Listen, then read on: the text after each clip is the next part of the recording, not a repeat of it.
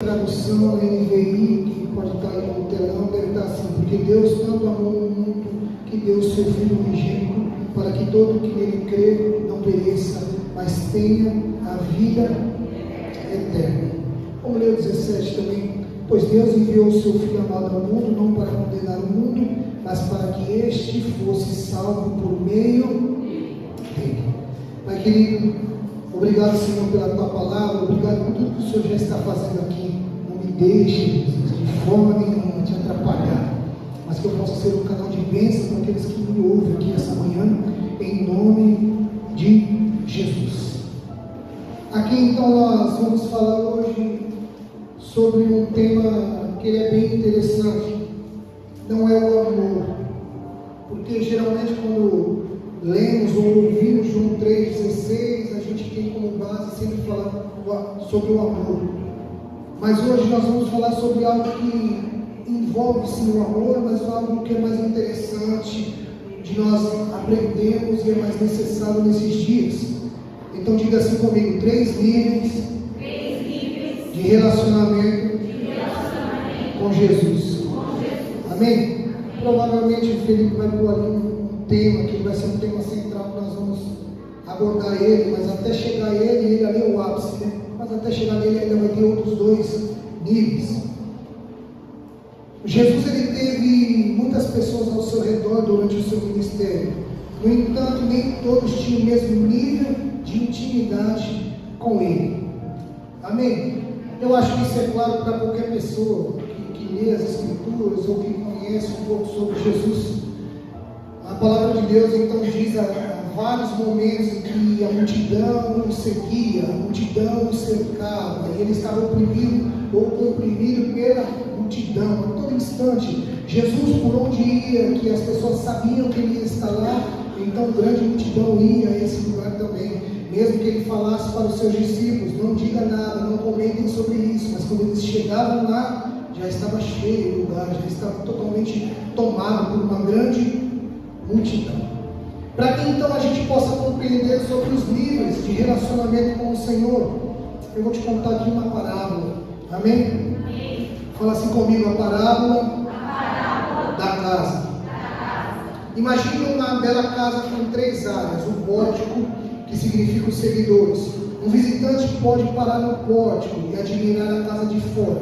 Ele pode ver a fachada, as janelas e a porta, mas não pode ter acesso ao interior. A sala representa então os amigos. Um convidado é convidado a entrar na sala. Ele pode se sentar, se conversar com o dono da casa e desfrutar da hospitalidade, mas até ali. Agora, o local mais íntimo então seria o quarto. O quarto representa aqui os íntimos.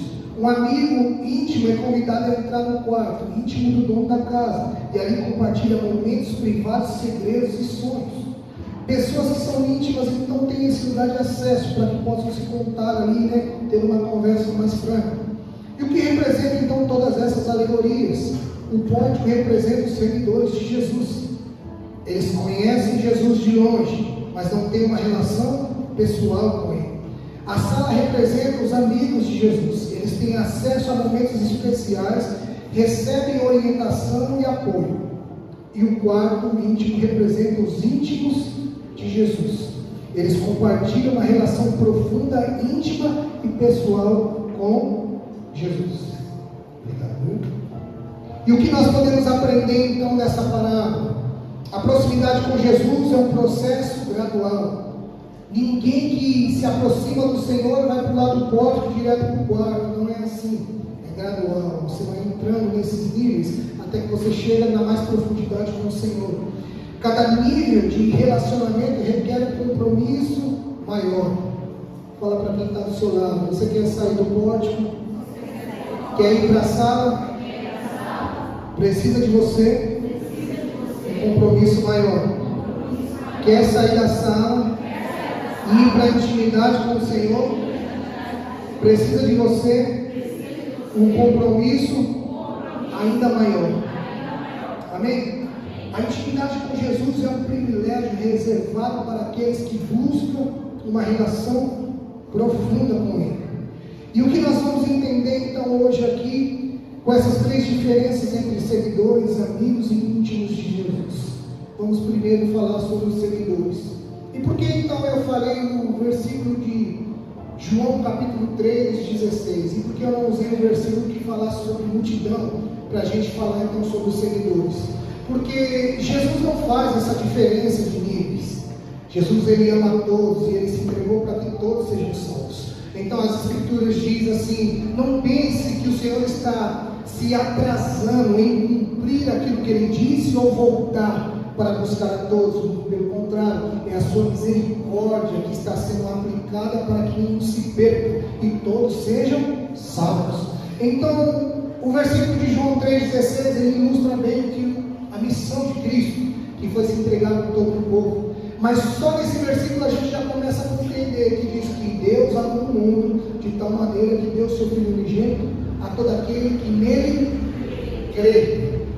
Não pereça, mas tenha vida. Bom, aqui já foi o primeiro nível de relacionamento.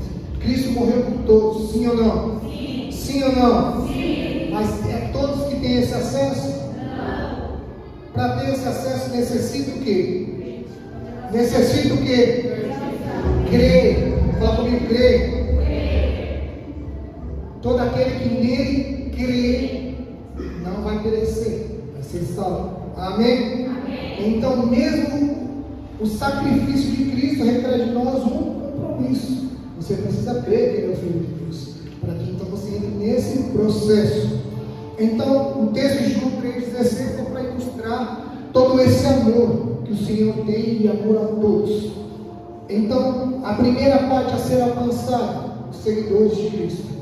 E quem são esses seguidores de Jesus? Aqueles que seguiam Jesus por curiosidade, necessidade ou busca de milagres. Existem hoje dentro da igreja algumas pessoas que são apenas seguidores, estão envolvidos no ambiente de Cristo, estão envolvidos onde o Senhor está, mas o acompanham de longe. Alguns chegaram aqui curiosos para saber o que ia dar. Alguns chegaram aqui com algum interesse, quer seja por um milagre, quer seja por uma necessidade. Alguns chegaram com um desafio, dizendo: vamos ver se esse Jesus é tudo isso mesmo. Essas pessoas são apenas seguidores. Eles vão olhar de longe e vão matar a sua curiosidade. Eles vão olhar de longe e talvez até a sua necessidade vai ser alcançada. Eles vão olhar de longe e talvez até pingue sobre eles alguns milagres. E eu vou te dar alguns exemplos aqui dentro disso, de multidão e de seguidores que participaram dos milagres de Cristo, mas não tinham nenhum compromisso com Ele. Quais são as características dos seguidores? Seguiam Jesus por motivos superficiais. Existem hoje um grande número, e a multidão é sempre o maior número de pessoas, amém? A multidão é o maior número de pessoas. Jesus está lotado de seguidores, pessoas que amam a Jesus, e quando você fala sobre Deus, eles dizem assim: eu amo a Deus, mas eu não gosto da igreja. Eu amo a Deus, mas eu não vou na igreja. Eu amo a Deus, mas não sigo tudo que está escrito. Eu amo a Deus, mas não sou fanático. Deixa eu te falar uma coisa: você não ama a Deus coisa nenhuma. E quem diz isso também não ama a Deus coisa nenhuma. Porque é impossível amar um noivo e odiar a sua noiva. Imagina um noivo que deu a vida pela sua noiva, ouvir que alguém diz que não gosta dela, que odeia ela, que não quer ter um relacionamento com ela. Certamente esse noivo também vai rejeitá-lo. Porque se o noivo deu a vida por ela, como que ela quer ter um relacionamento só com o noivo e não com a noiva? E despreza a noiva. Quem despreza a noiva será desprezado pelo noivo, certamente. Então, seguidores tem de monte. Mas Jesus nunca se importou com eles. Uma prova que Jesus não se importava com os seguidores é quando ele chega diante dos seus discípulos e diz assim: quem dizem por aí que eu sou?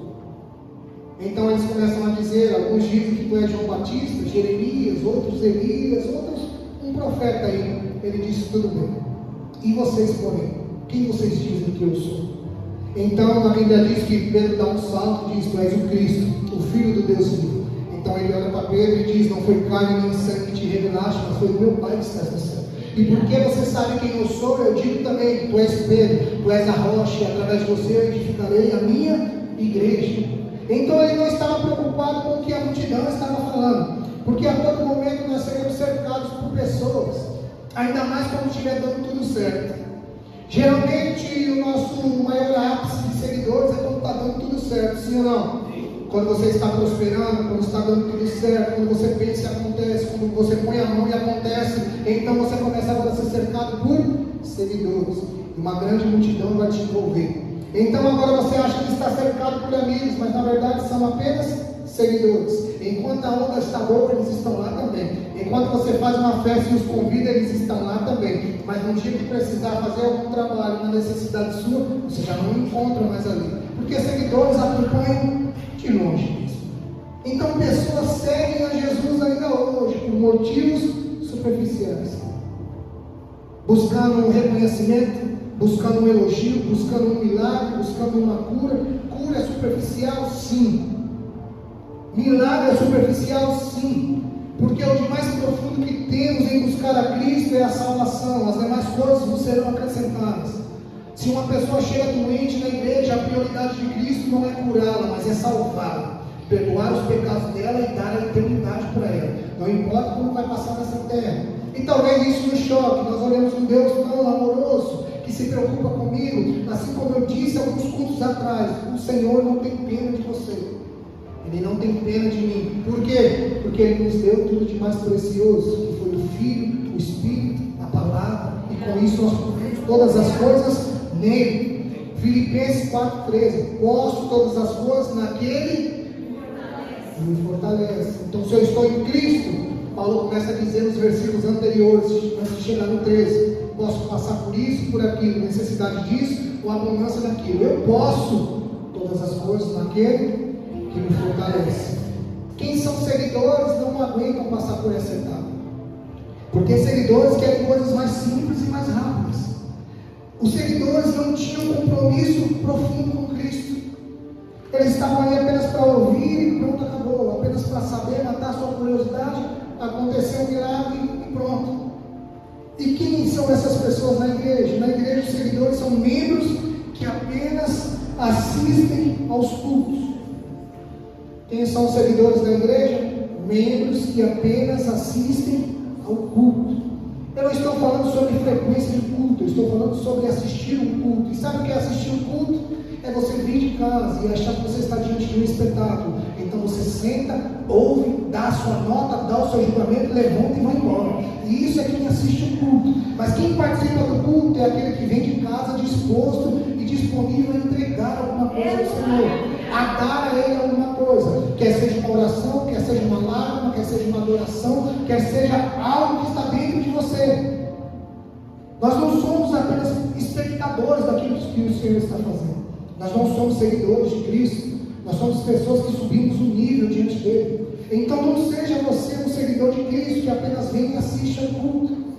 Venha e participe dele. Por exemplo, então o cristianismo e o evangelho, eles nascem então na cultura, o cristianismo na cultura judaica. Cristo era judeu, então vem partindo disso. E o que a gente consegue compreender sobre isso? Que a base então das escrituras ela é hebraica, ela é judaica. E o que você encontra quando o povo de Deus, escolhido pelo Senhor, ia a um culto a Deus? Todo mundo sabe, ou a maioria sabe, mas às vezes nós não praticamos, mas sabemos. Um judeu jamais vai chegar no culto com as mãos, não vai chegar de jeito nenhum. Isso, as pessoas então perverteram o valor disso para dizer que você não pode chegar na igreja sem uma oferta. Não está falando só de dinheiro, porque qualquer um que está aqui dentro hoje, se quisesse, estaria no culto e não estaria com as mãos vazias, ia ofertar de todo jeito, porque não tem a ver com o valor. Quem aqui essa semana não passou 5, 10 reais, 12 reais que seja na sua mão para ofertar na casa do Senhor? É porque nós estávamos preocupados em dar no culto. Então a igreja também não está atrás do seu dinheiro, então está tudo bem. Mas quando diz que um judeu não chega diante do culto com as mãos vazias, ele está dizendo tudo, em sacrifício, em entrega. Então a cultura veio modernizando os cultos e aprendemos então nesse século que você vem ao culto para receber. Eu quero receber, eu quero ter, eu quero ganhar, eu quero minha casa abençoada, eu quero minha família abençoada, eu quero, tudo bem. Talvez você seja só um seguidor de Cristo e não está percebendo ainda, só atrás do seu milagre. Mas aqueles que querem andar em profundidade com o Senhor, Ele não vem pedir, mas Ele vem entregar. Se hoje o Senhor fizesse essa pergunta para você, o que você veio para me entregar hoje?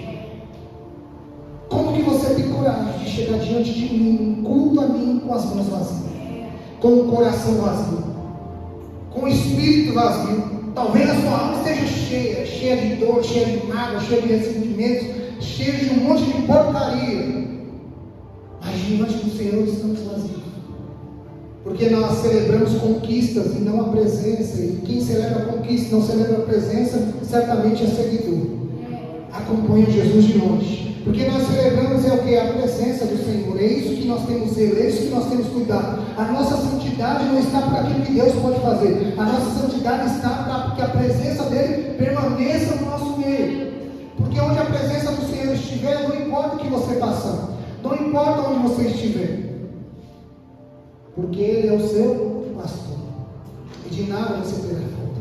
Por isso que então Davi, o que ele diz no Salmo 23, ainda que eu ande pelo vale da sombra da morte, não temerei mal nenhum. Por quê? Porque o Senhor me dará tudo. Porque o Senhor está comigo.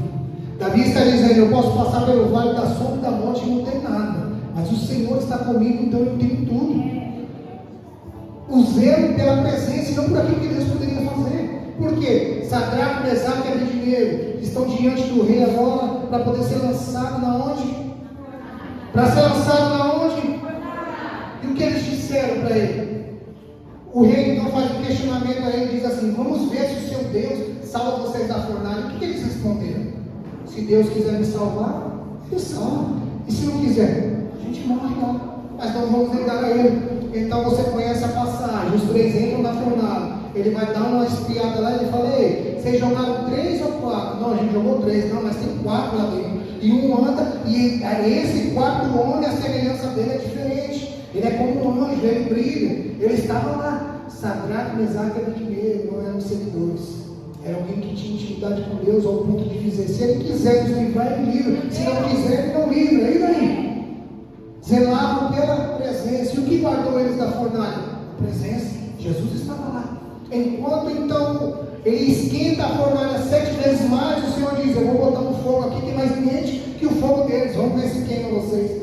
Então a Bíblia diz que eles saem da fornalha, na sua roupa não havia cheiro de fumaça, e não tinha nada deles que havia sido queimado. Eles estavam ilesos, eles estavam zerados. Não venha assistir um culto, você não é espectador e você não é seguidor de Jesus. Amém?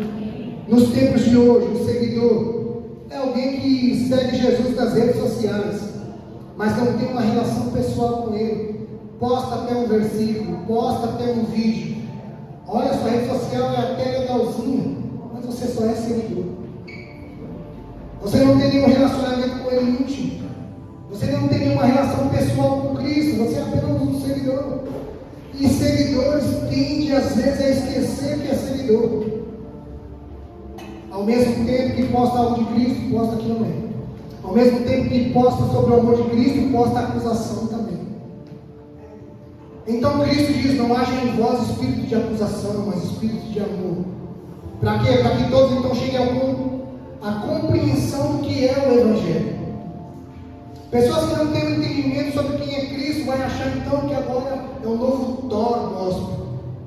E anda com uma marreta e batendo em tudo, e achando que assim vai edificar. Bom, quando o Senhor chama Jeremias, então ele dá uma ordem a ele, diz assim, eu me chamei e vos dei como profeta para as nações, para derrubar, arruinar, destruir, plantar e edificar. Sim ou não? Se não me falha a memória, Jeremias capítulo 1, versículo 10. Põe aí, filho, vamos ver se é isso mesmo. Jeremias capítulo 1, versículo 10.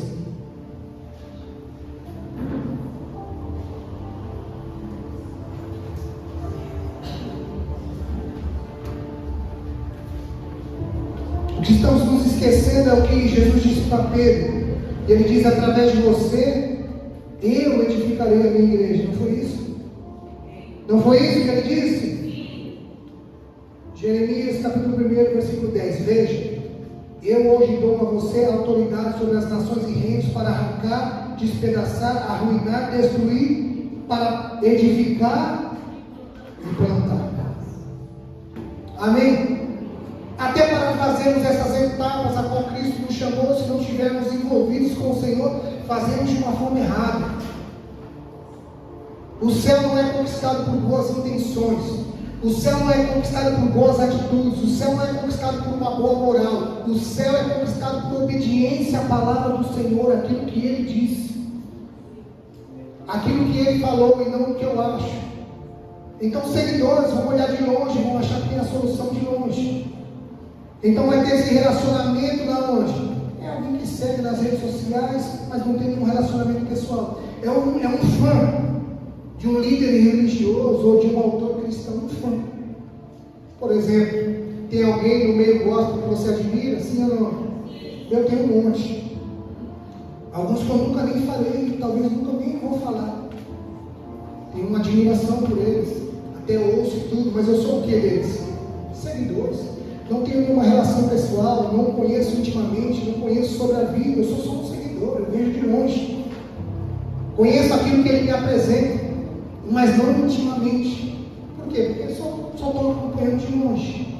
Por exemplo, então, sobre as multidões que seguiam Jesus. Mateus capítulo 4, versículo 25. Grandes multidões o seguiam, vindas da Galiléia, Decápolis, Jerusalém, Judéia e da região do outro lado do Jordão. Multidões o seguiam. Quando se ouviam falar sobre ele, multidão ia lá para ver, para ouvir. Ser seguidor não é o suficiente, precisamos buscar mais. Fala assim comigo: ser seguidor não é o suficiente, precisamos buscar mais.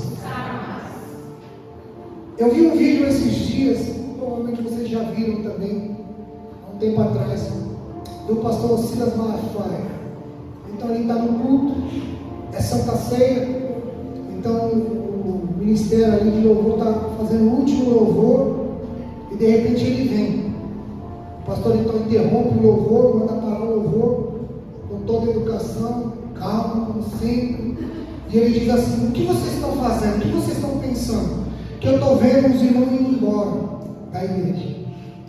Ele falou: eu não acabei o culto, eu não dei a bênção apostólica ainda.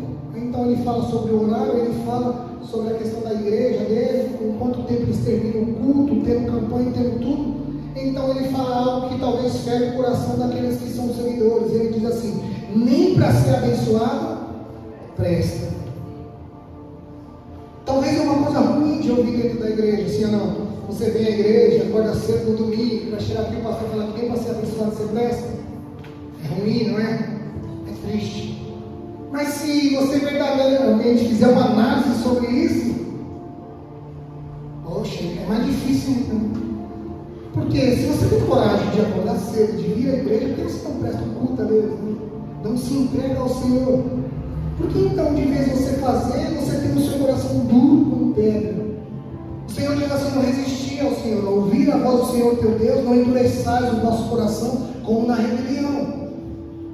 Por quê? Porque a palavra do Senhor é como a penha, como o martelo que esmiuça a penha. O que é penha? Pedra. É como um martelo que esmiuça a penha, a rocha. O que ele quer dizer? Você pode chegar com o coração mais duro do que for. A palavra do Senhor esmiuça esse coração. Então, de vez a palavra nos bateu ao ponto de esmiuçar, se renda logo. Existem pessoas então que são seguidores, e nesse ponto o que acontece? Tem como nós dissemos as notas a serem dadas, a análise a serem dadas, são apenas seguidores. Porque Cristo disse assim: que o Filho do Homem não veio para ser servido, mas dar a sua vida em resgate de muitos. Nenhum de nós aqui estamos aqui para ser servidos. E essa é a realidade da igreja. Por que as igrejas então estão se levantando cada vez mais fracas? Com o entendimento de que você precisa ser servido, com o entendimento de que a igreja precisa de voluntário. A igreja não precisa de voluntário, a igreja precisa de servo. Ou você é servo para vir servir, ou então nós não precisamos de voluntário. Porque voluntário é seguidor, voluntário é aquele que não tem compromisso, não tem responsabilidade, porque no dia que der ele vai falar beleza, no dia que não der ele vai falar não. Você não tem como cobrar, por quê? Ele é um voluntário. Ele se propôs a fazer no dia que dá. Servo, irmão. Servo agora de escravo, o servo está debaixo do senhorio. Eu e você somos servos de Cristo, estamos debaixo do senhorio do Senhor. Tem que fazer? Vai fazer e pronto. Mas não vai fazer o que eu estou mandando como pastor, não é isso. Eu não estou falando sobre regras humanas, eu estou falando sobre o que as Escrituras dizem, o que Cristo disse. Não é uma coisa voluntária. Ele disse, está dito e pronto, acabou. O que ele quis dizer? Está escrito. Fazemos hoje uma fantasia extraordinária. Ah, não, mas eu já vi muita gente dizendo, está escrito assim, mas Jesus quis dizer isso. Não, ele quis dizer, está aí. Não foi isso que ele falou? Quando ele disse para a adúltera, vai, não peques mais. Sim ou não? O que ele quis dizer? É o que está escrito, ele disse isso. Quando ele disse, eu sou o pão da vida, o que ele estava dizendo? Ele é o pão da vida. Quando ele disse, aquele que crê em mim, ainda que esteja morto, o que ele quis dizer com isso? Que quem crê nele, ainda que morra, viverá hoje na eternidade com ele. Ele disse o que está escrito, ele quis dizer que está aqui, é isso. E pronto. Então, se ele disse na palavra dele que havia seguidores e pessoas e multidões rodeavam, ele existia e continua existindo. Amém? A Bíblia não é moderna, ela é eterna. Ela é eterna e vale para todos os tempos, na mesma valor. Do mesmo jeito que há 2 mil anos atrás a palavra era viva e eficaz, continua sendo. Por quê? Porque o verbo vive, o verbo é vivo, ele não está morto. Cristo não está morto, ele está vivo e ele é o verbo. Então a palavra está viva e eficaz até hoje, do mesmo jeito. Então ele diz em Apocalipse: eu sou aquele que estive morto, que vivi, estive morto e agora vivo para sempre. Ele está vivo e é para sempre. Então nele a verdade é essa. Não precisa enfeitar.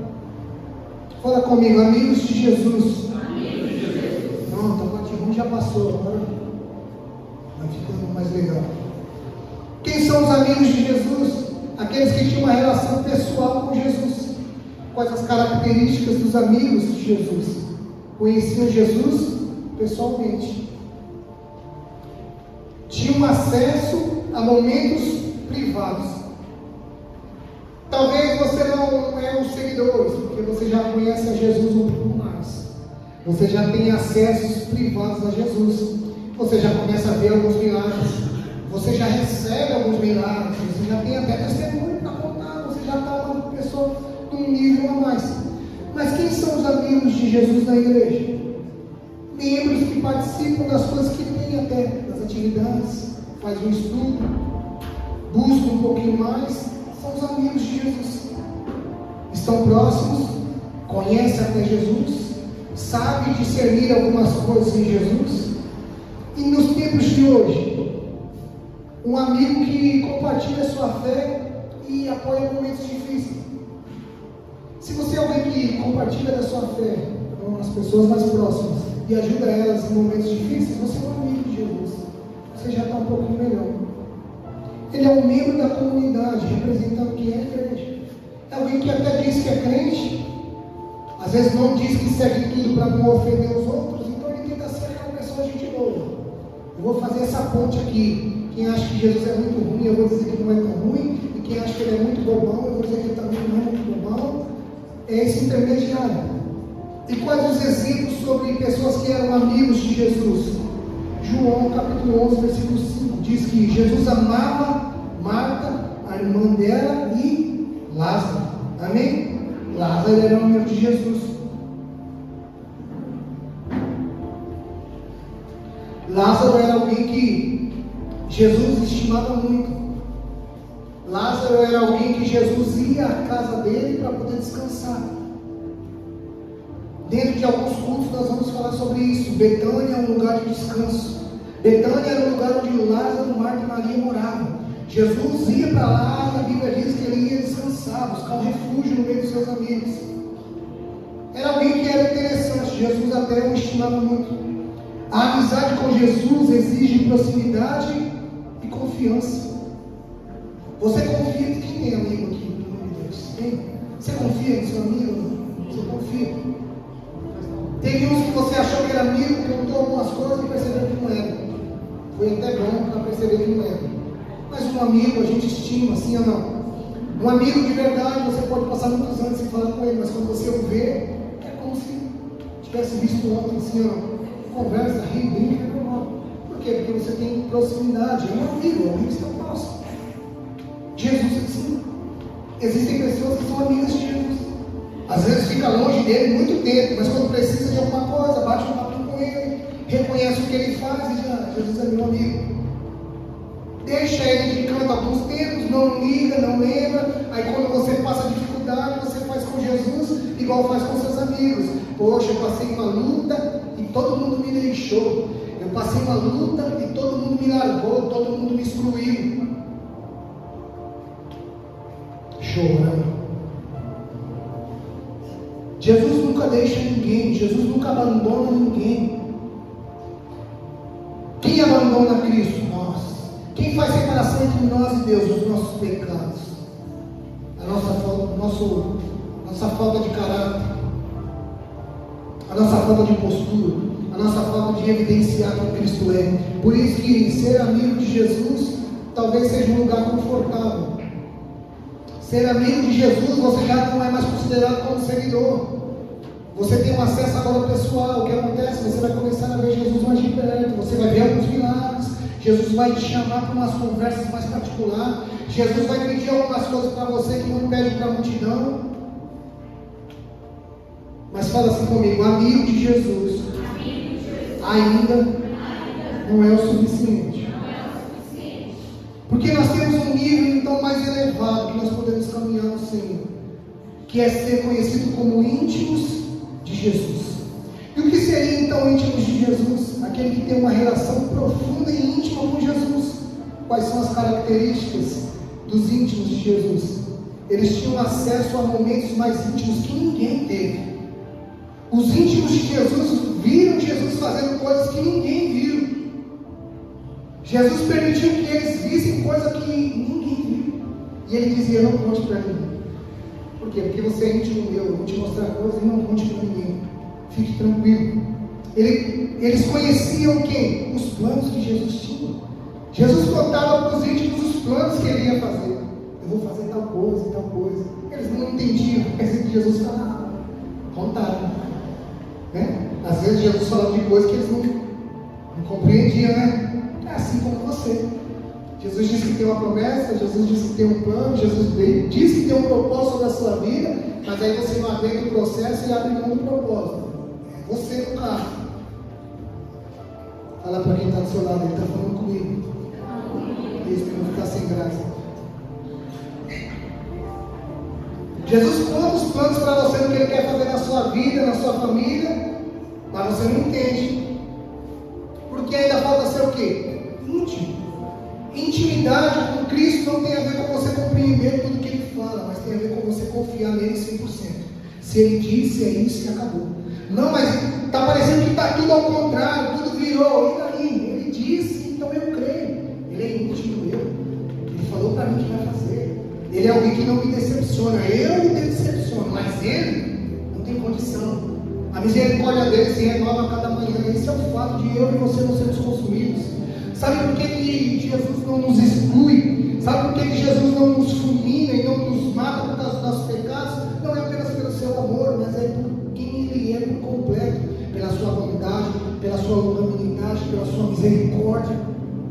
Por quê? Porque Cristo olha para os íntimos e vê coisas em nós que nós mesmos não vemos. Cristo acredita em nós de uma maneira que Deus diz que vai fazer coisas na sua vida e você fala: é impossível isso. É verdade. Aquilo que é impossível para os homens é possível para Deus. Quando que você começa a compreender os planos do Senhor? Quando Ele te fala algo, você olha para o seu natural e fala: não tem como. Então é de Deus. Porque se Deus te dá um plano, você olhar e falar: é verdade, com isso eu consigo fazer. Esse plano vem da sua alma e não vem do Senhor. Porque o Senhor chama pessoas improváveis para fazer através delas coisas extraordinárias para que o nome dele seja glorificado. Então, se Deus te chamar e conseguir fazer através da sua força, o nome de quem vai ser glorificado? O seu e não dele. Quantas pessoas que não conhecem a Jesus e se gloriam de ter dado um bom ensino aos seus filhos, uma boa educação.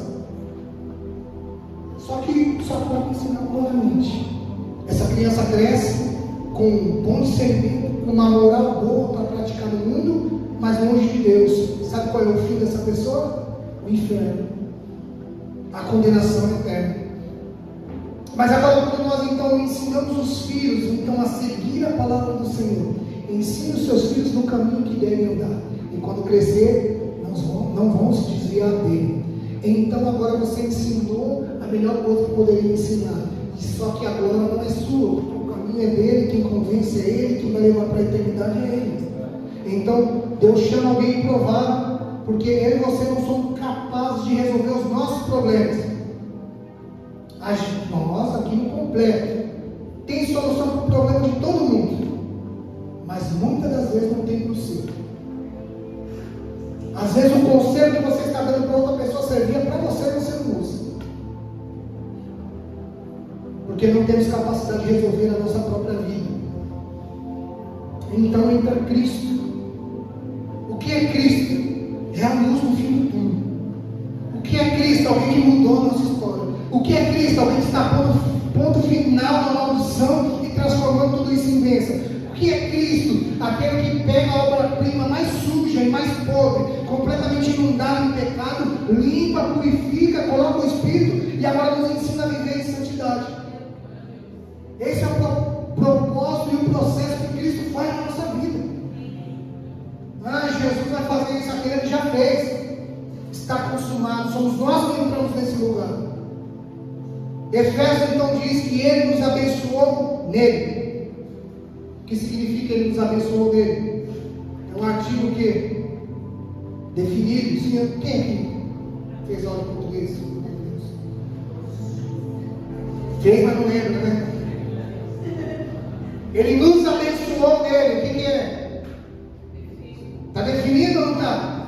Ele lançou no futuro. Ele deixou no passado. Ele disse que está feito. Ele nos abençoou nele com toda sorte de bênção nas regiões celestiais. Ele já fez, está pronto. Somos nós que entramos nas regiões celestiais então para viver isso que ele já disse. Se Deus é tão poderoso assim como nós cremos, ele já liberou a palavra. A palavra não volta vazia. Somos nós agora que entramos nessa palavra e vivemos debaixo dela. Sim ou não? Cremos nisso, então somos abençoados. É simples assim. O Senhor já está fazendo, Ele não vai fazer amanhã, Ele faz agora. Por isso que não há necessidade de você conhecer todos os planos do Senhor. Há necessidade de você confiar nele e obedecer. Confia e obedece. Confia e obedece. Quantas vezes o Senhor teria que falar com você para te convencer de alguma coisa? Quantas vezes seria necessário? Quanto tempo Jesus levaria para te convencer de alguma coisa?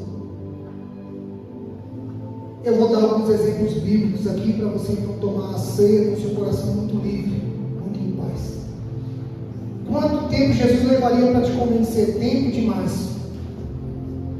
Porque eu e você somos ruins de arrependimento.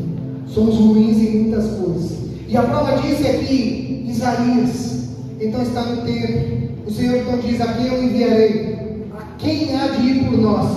Então o que acontece? Isaías dá um pulo e diz o quê? Eis. Jesus. O que Isaías diz? Eis-me aqui, envia-me a mim. Então o Senhor chama Samuel. Samuel, o que ele diz? Eis-me aqui. Ele vai até o profeta. Sim ou não? Sim ou não? Quem é o nome do profeta que ele foi?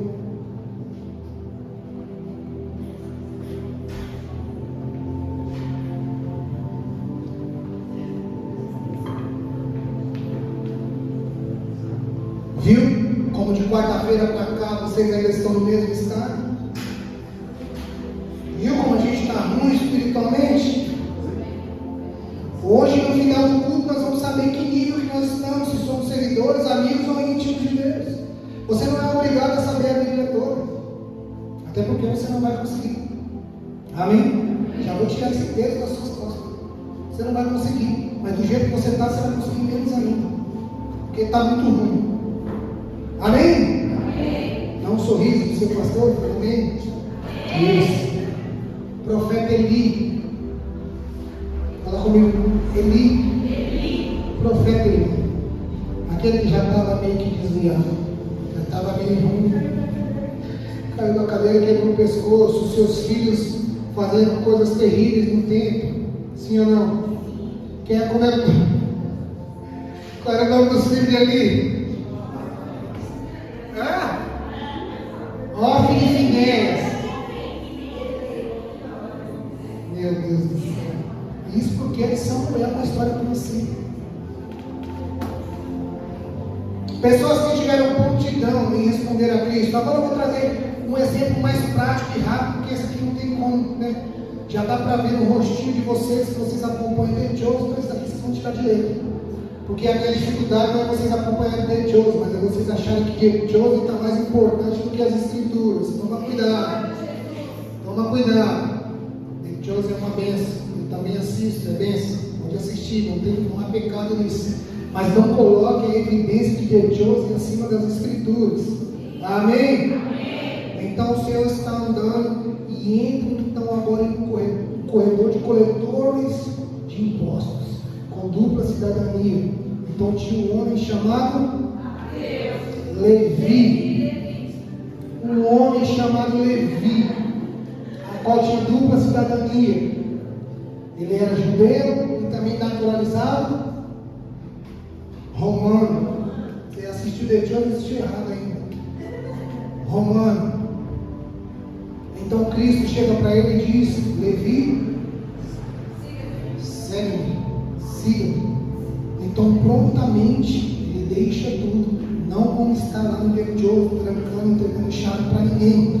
A Bíblia diz que prontamente Levi levanta, deixa tudo e segue.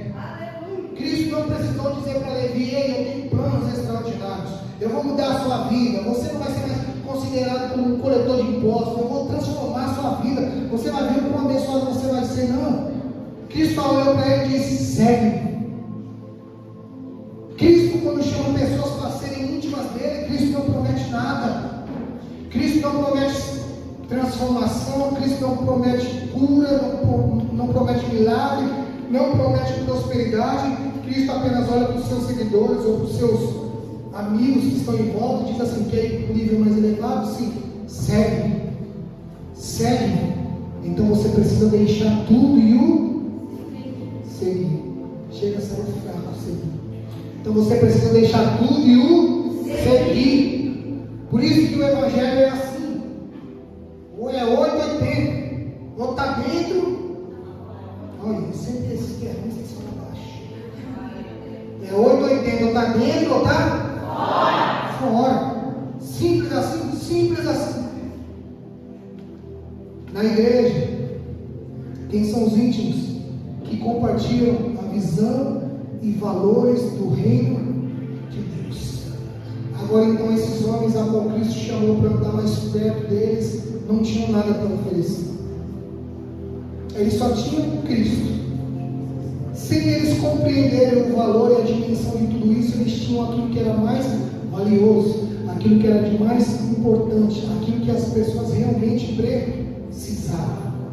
Sabe o que as pessoas estão precisando hoje? Não é apenas de um abraço, não é apenas de uma boa postura, mas estão precisando de Cristo. Cristo em nós é a esperança da glória. Sabe o que transforma uma pessoa? Não é a minha boa moral apenas, mas é Cristo em nós, a esperança da glória. É maior aquele que está em nós do que aquele que está no mundo. Amém? Maior que está em nós do que aquele que está no mundo. As Escrituras então começam a te encorajar a dizer: se Deus é por nós, então não seja covarde. Se Deus é por nós, quem será contra nós? Só se posicione. Ah, mas se eu deixar tudo por causa de Jesus, o que vai acontecer? Venha e veja. Comece a ser alguém que você pode não ter as respostas para tudo, mas você tem uma palavra para tudo.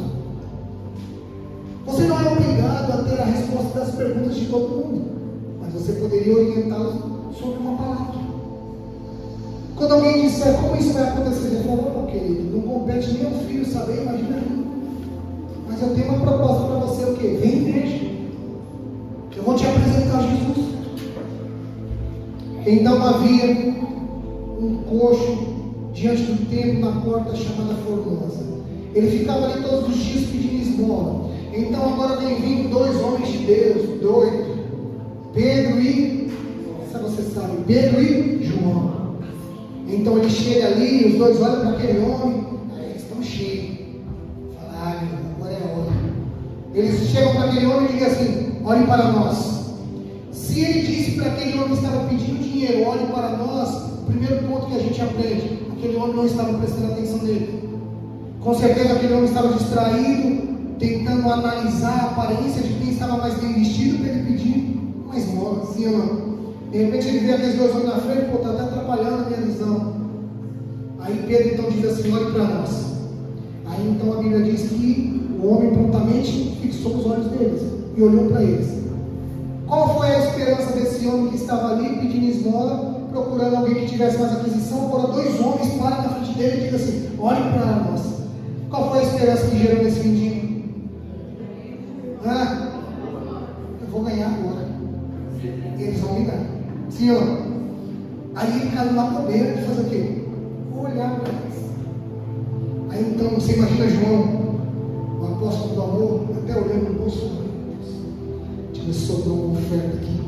Aí Pedro já põe na mão e falou: deixa comigo agora. Agora você vai comer. Olhe para nós.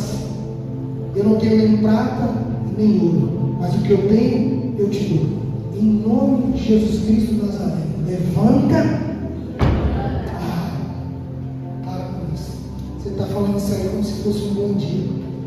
Ali havia um coxo, alguém que não tinha condição de andar. Dois homens param na frente dele e falam assim: eu não tenho ouro nem prata, eu não tenho aquilo que vai satisfazer a sua alma agora, mas o que eu tenho eu te dou. Em nome de Jesus Cristo, levanta e anda. Estendendo a mão, Pedro coloca de pé. Então a Bíblia diz que os seus tornozelos se firmam e o homem anda.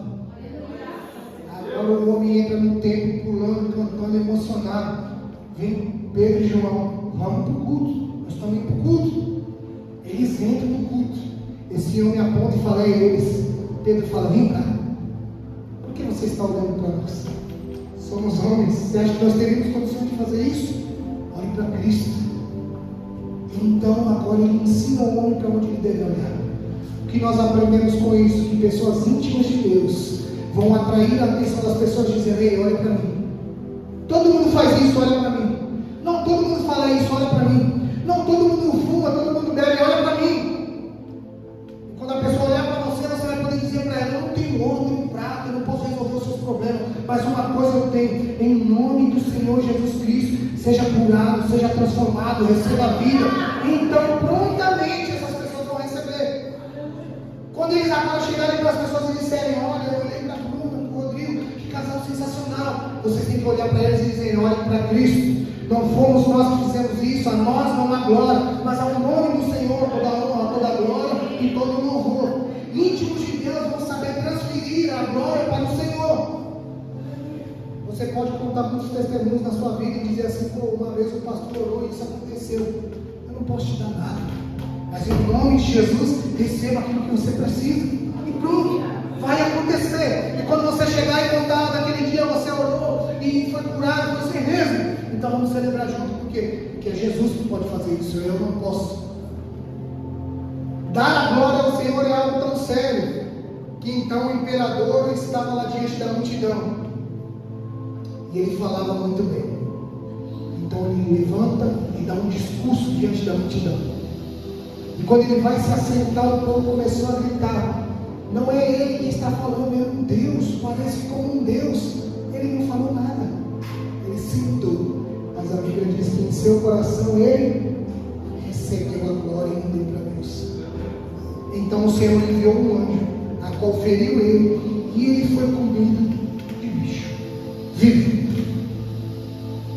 Foi acometido por uma enfermidade, uma doença, e os vermes comeram ele. Simplesmente porque ele não deu a glória a Deus.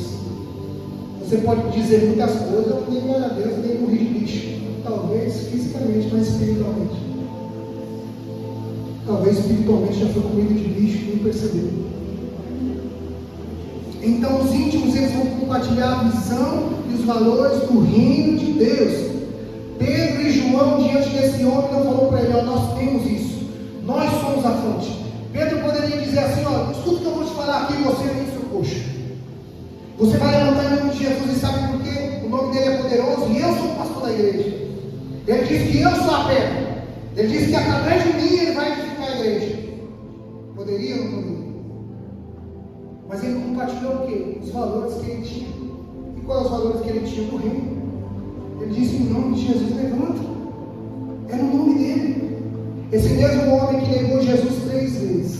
Esse mesmo homem que em muitas decisões se tomou errado. Foi precipitado. Foi explosivo. Tomou muitas decisões que talvez nós não tomaríamos. Mas chegou um dia que então ele nega Jesus pela terceira vez. A Bíblia então diz que o galo cantou. Ele entendeu o que Jesus tinha dito naquele momento. Mas a Bíblia deixa um detalhe. Diz que passando Jesus, o seu olhar encontrou a Pedro. Aí então a Bíblia diz que ele chorou amargamente para se arrepender do que ele tinha feito. Mas diz que o olhar de Cristo encontrou a Pedro. Ele tinha acabado de negar. Qual é esse olhar que encontrou a Pedro? Um olhar de acusação? Eu não consigo crer nisso. Eu consigo crer num olhar de ternura, um olhar de amor, e dizer: fica tranquilo, eu já tinha te dito que você ia fazer isso. Agora só vai e faz o que precisa fazer. Eu acredito que naquele momento esse olhar foi um olhar de perdão. Isso é minha interpretação. Por quê? Porque eu creio dessa forma. Porque então chega-se Atos capítulo 2, o dia de Pentecostes. E agora esse homem que estava há pouco tempo atrás negando a Jesus, se escondendo com medo de ser morto, estavam todos reunidos. Então vem do céu um vento de um som como impetuoso, encheu toda a casa, encheu todo lugar, e línguas repartidas como que de fogo pousaram sobre cada um deles, e todos foram cheios. Então a glória do Senhor começou a pegar todo mundo, e era apenas 9 horas da manhã. Então as pessoas olhando, quem? Os seguidores, olhando de longe, vendo e falando: o que é isso? Que doideira, está todo mundo bêbado, eles estão loucos. Esse mesmo homem medroso, que foi encontrado com um olhar de ternura, assim como eu e você também foi, sabe o que ele faz? Pedro então se coloca de pé, e diante da multidão disse assim: ei, escute, israelitas, o que eu vou dizer aqui. Não há ninguém bêbado aqui nesse lugar. O que vocês estão vendo é cumprimento da profecia que fora dito pelo profeta Joel, que nos últimos dias,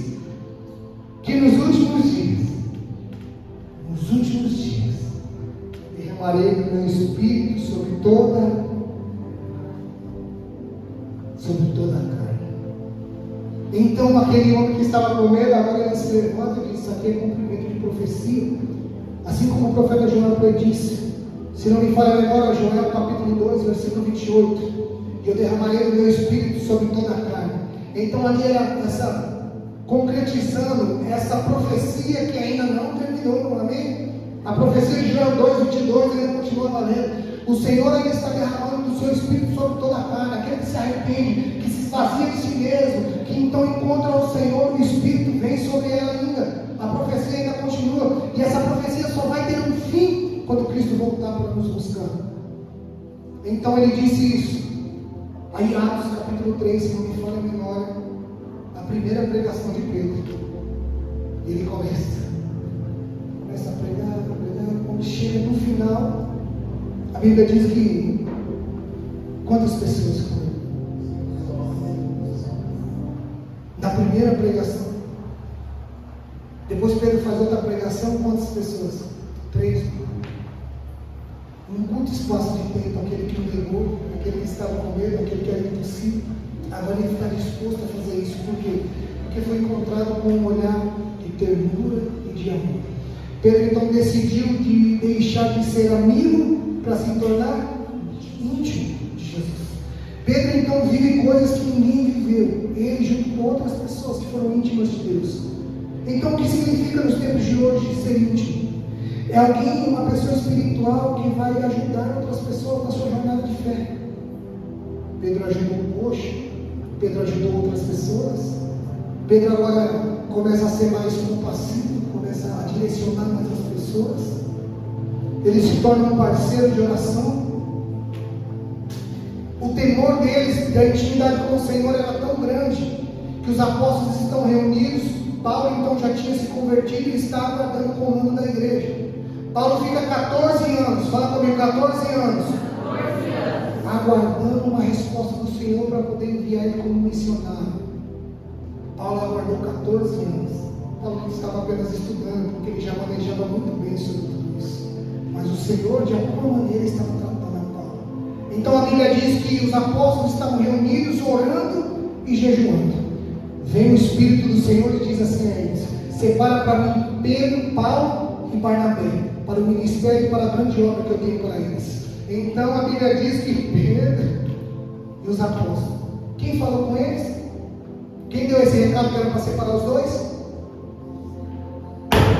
Quem deu esse recado que era para separar os dois? Eu acabei de falar, quem deu?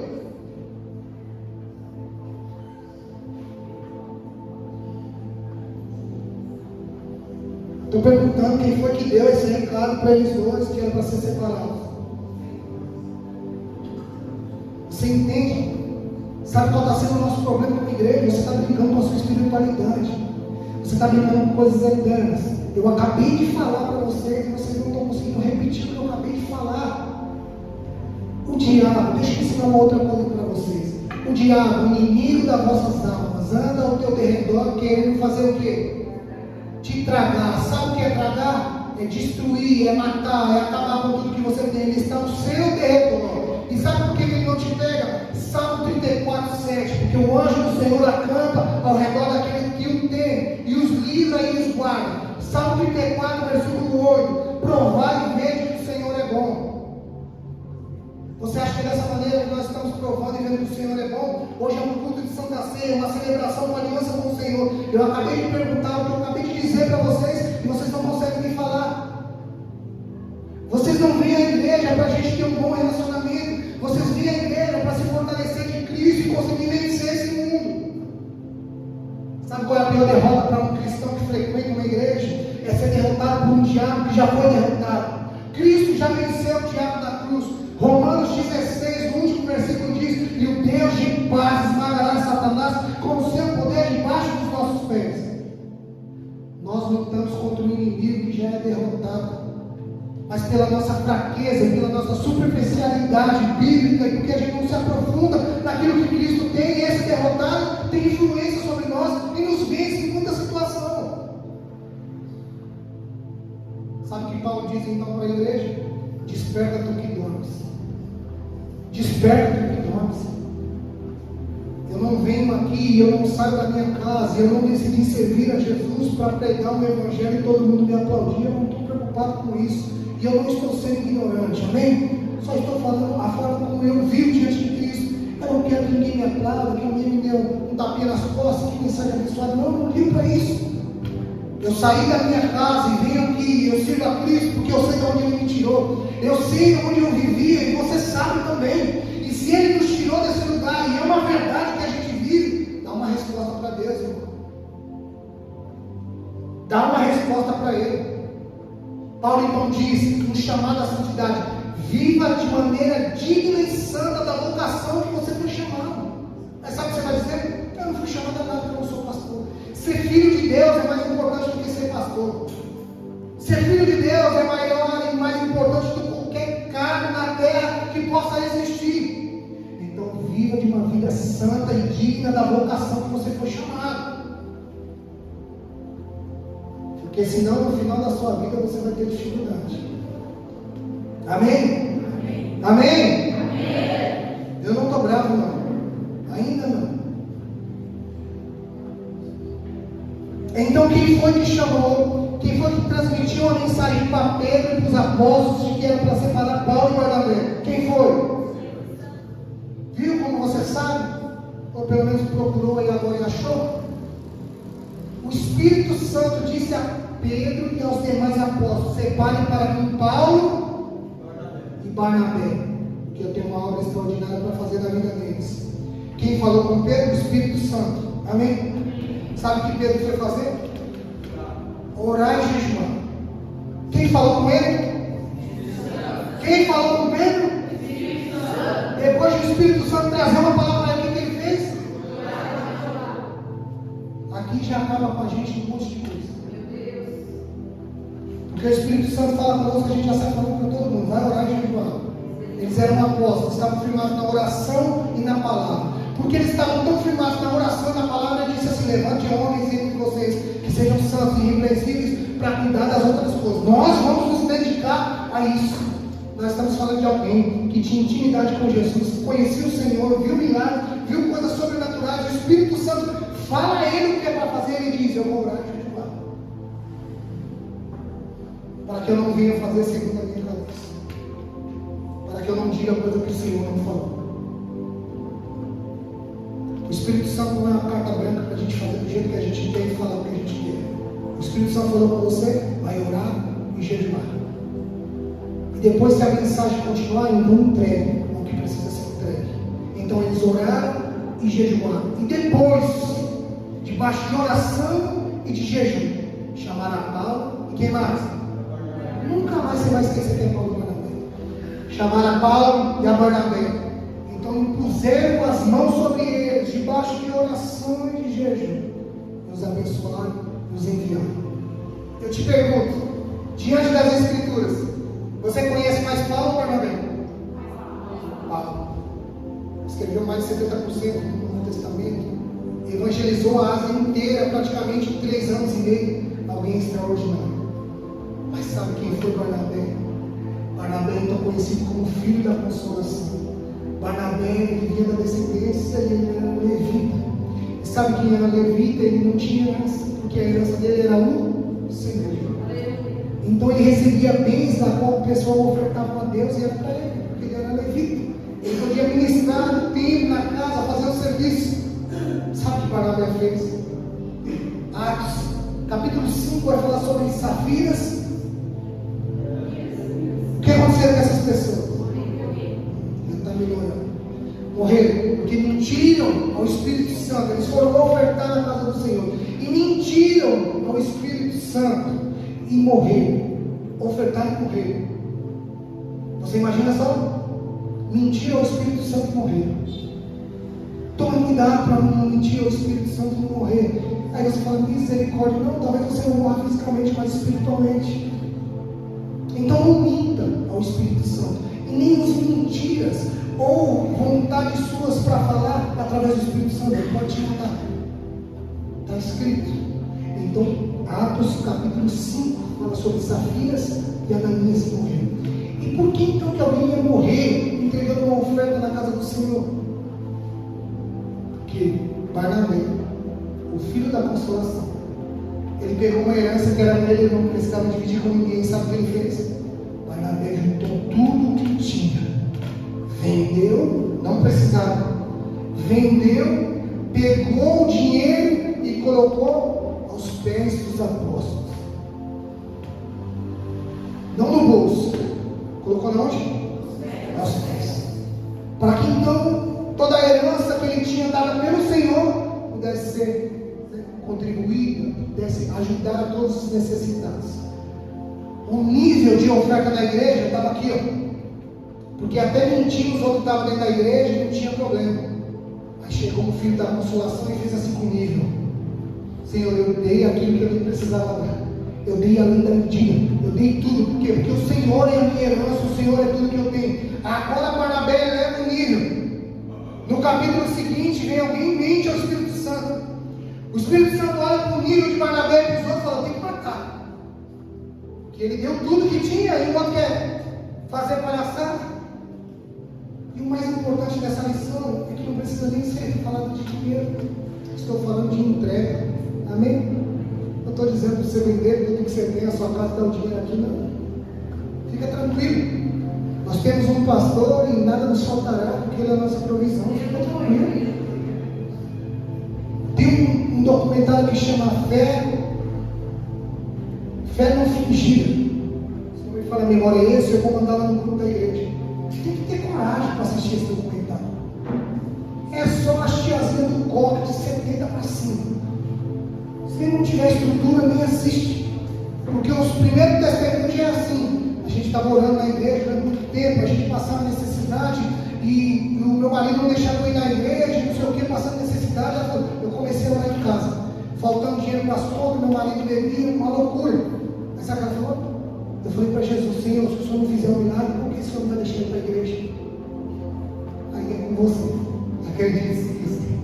Eu creio. Porque se o cara ficou 3 dias na barriga do coelho do peixe e morreu, eu acredito nisso também. Ela disse que começou a orar. Começou a se levantar uma ventania, uma tempestade. Ela falou: corre, corre, fecha a janela, fecha a janela. Conseguiu fechar todas as janelas, ficou só uma aberta. Quando veio esse vento, quando começou a juntar a casa dela, que o vento baixou, o que tinha lá? Chuta. Dinheiro. Um bolo assim. Ela falou que pagou as contas e ainda juntou um bolo assim. Adivinha para dar onde? Você acredita? E o que aconteceu com o marido? Converteu. Nós precisamos compreender que coisas sobrenaturais acontecem. Mas de quem eleva o nível. Se você anda com o nível aqui embaixo, não espere viver as coisas que estão aqui em cima, pelo amor de Deus. Pare de se frustrar sozinho. Por isso que eu digo: se você quiser verdadeiramente ser um time de Deus e viver com compromisso com Ele, o que você vai fazer? Elevar o nível. Amém?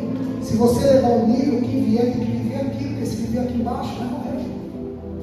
O exemplo disso, então, para a gente finalizar, foi na questão dos filhos de Eli, Ofni e Finéias.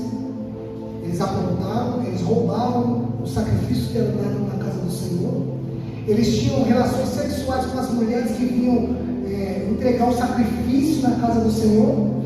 Deus não os matou. Você acredita nisso? Deus não matou esses caras. Só que agora, antes dele, existia um outro homem também, um outro líder espiritual. Fala comigo, Moisés. Fala comigo, Moisés. E como que Moisés falava com Deus? Como que Moisés falava com Deus?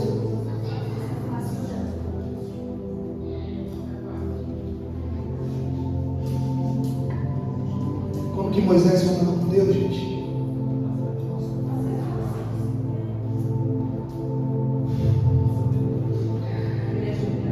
Face a face, fala com força, face a face. Aí sabe o que acontece? Moisés então sobe o monte, Deus desce na nuvem, fala com ele face a face, ele desce brilhando.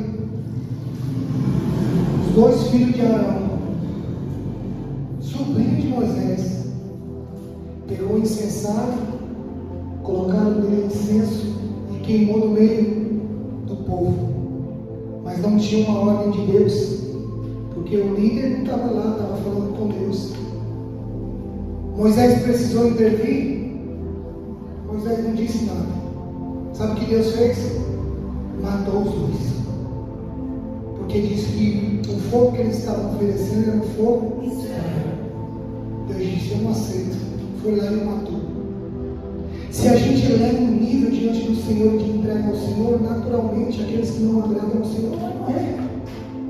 Vai ter 2 opções: ou se arrepende e apruma, ou morre. Por isso, então, as Escrituras dizem que o ímpio não permanece.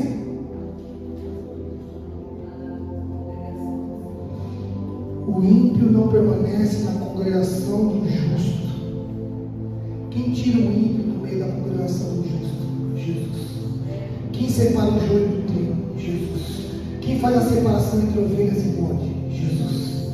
É Ele que faz essa separação. Mas muitas das vezes o ímpio continua permanecendo na congregação do justo, o joio junto com o trigo e o bode junto com a ovelha, porque o nível está baixo. E é capaz do Senhor dar uma ceifada para tirar a bode, vai tirar a ovelha também, porque está baixo. Não está tendo muita diferença. Então a Bíblia diz que haverá diferenças para aqueles que servem a Deus e os que não. A gente usa esse texto para dizer que há diferença para nós que somos igreja e para quem está no mundo. Interpretou a vida inteira o texto errado. Jesus não fala nas Escrituras e dá uma ordem para o mundo, ele dá para a sua igreja. Ele diz: haverá diferença dos que servem e não servem dentro da igreja. Haverá bodes e ovelhas na onde? O que ele vai vir para buscar? O mundo ou a igreja? Se ele separa então da sua volta bodes de ovelha, é na onde que ele está separando? Joio e trigo cresce na onde? Mentiroso e verdadeiro. Falso com verdadeiro. Invejoso porque não tem nem. igreja.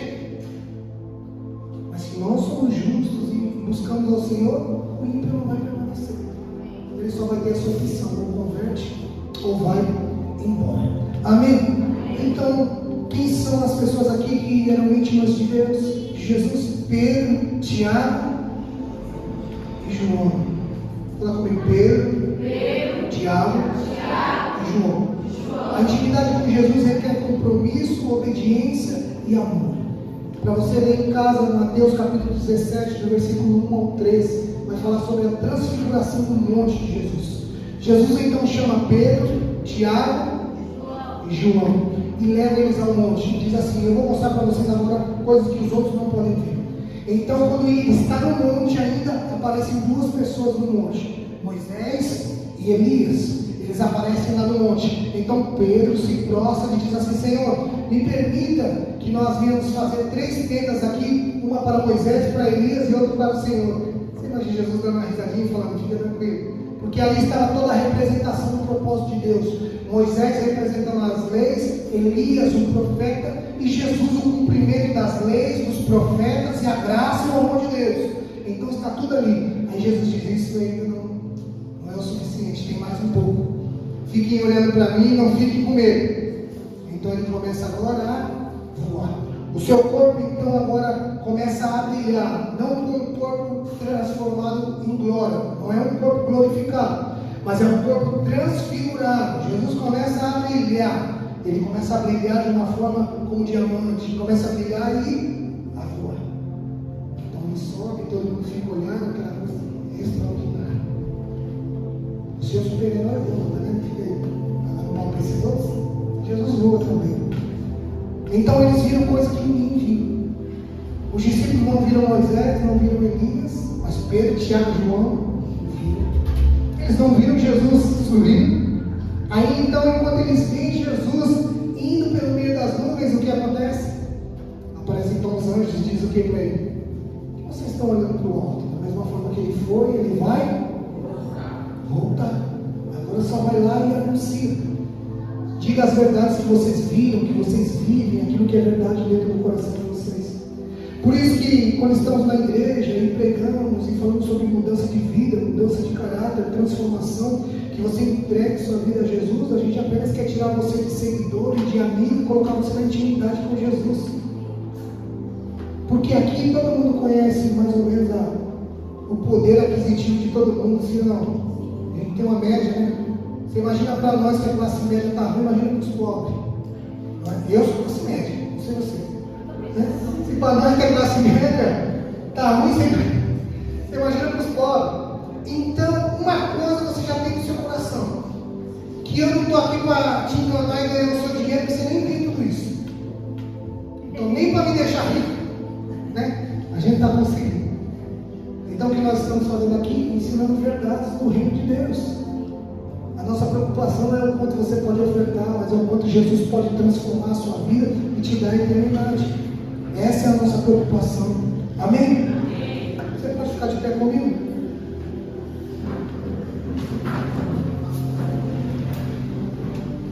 Fala para quem está perto de você: eu quero ser íntimo de Jesus. Qual é o nível, qual é o seu nível de relacionamento? Não precisa responder.